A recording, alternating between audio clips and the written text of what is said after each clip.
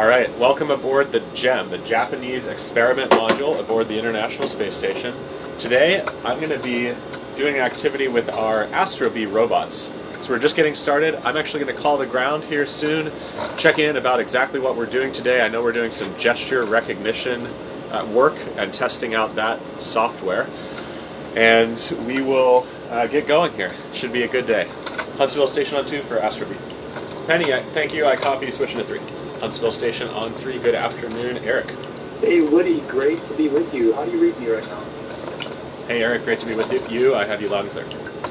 Today's activity is in preparation for a student event that's going to be held on next week. And we're going to be running ops with you again. So today is going to be a dry run for that event. This is a project called Zero Robotics. Are you familiar with Zero Robotics? Yes, I've heard a lot about Zero Robotics. I think it's just awesome that we're going to have students involved in writing code that's running up here on the space station. I'm really excited for it.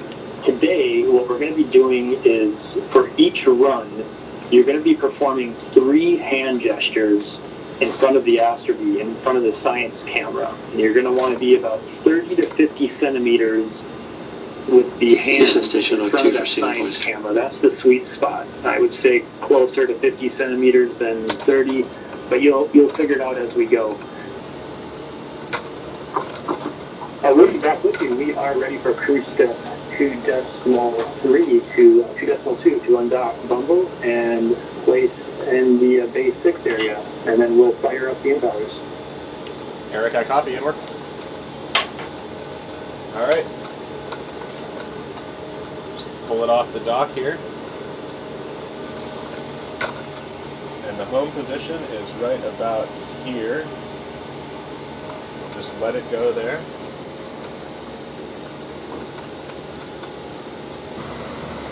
Woody, that was a great first run. We're very excited here on the ground. The next run is going to be numbers 3, 4, 5. Are ready when you are. Eric, I copy. I'm ready for 3, 4, 5. Stand by for flashlight. Woody, that was a successful run. We are ready for the next run. The numbers will be 3, 5, 9. Eric, I copy. 3, 5, 9. Stand by for flashlight.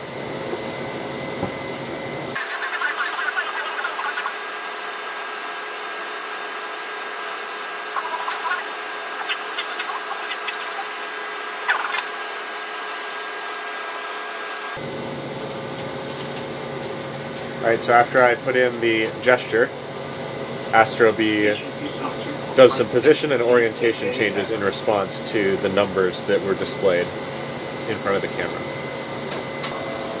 Alright. We're ready for 469 again. Eric, I copy. Standing by for 469. And flashlight. So the last run, the classifier misidentified 469 as 464. So we're going to give them this run again and hopefully provide some more training data. So I'm waiting for this little flashlight on the front. There it is. That's a 4.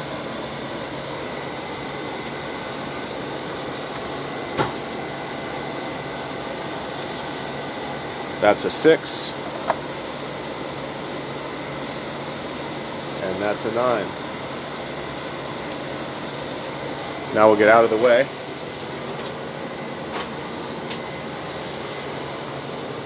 Let's see what they got. You can see a little bit of detail.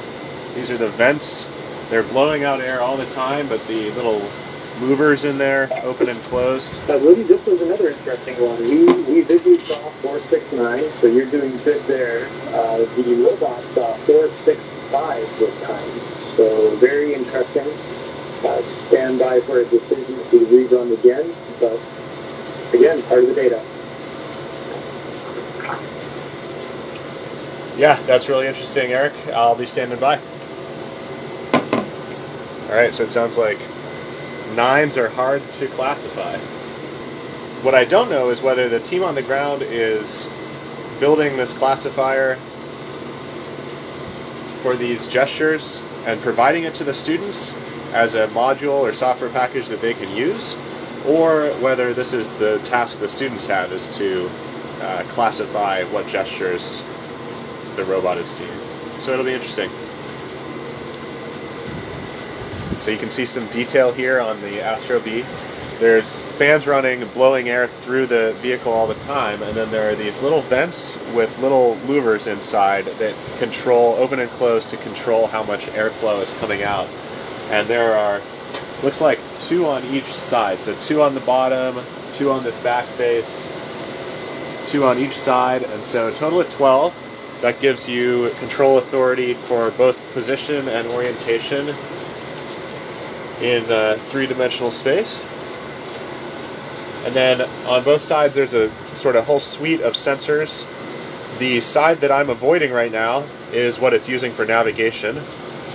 There's a nav camera up there, and then there's also something called the science camera. That's what I've been doing these gestures into. Back here on the back we have a dock cam and a perch cam. This is the side of the Astrobee that docks to the charging station, and it can do that autonomously. And then there's also a perching arm that can be configured onto the Astrobee, and it can do things like perch onto handrails. So it's a pretty cool vehicle, and it's a great platform for things like student competitions, just a really versatile, reliable platform for doing cool stuff up here.